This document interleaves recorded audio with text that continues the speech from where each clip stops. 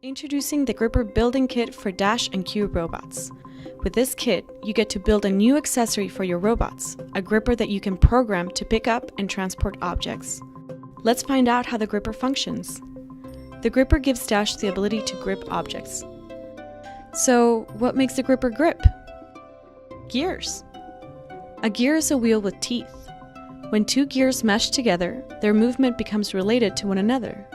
This change in direction allows the gripper to have two arms that open and close. The arms not only open and close, but lift. That's cool. Dash uses sensors to detect objects and the gripper to pick them up. Dash can even deliver them to where you want. So, what makes the gripper lift? The secret is using a ball and socket joint. This type of joint enables a full range of motion. By rotating Dash's head, the ball and socket allow not only movement side to side, but also up and down. Now, what will you do with your gripper?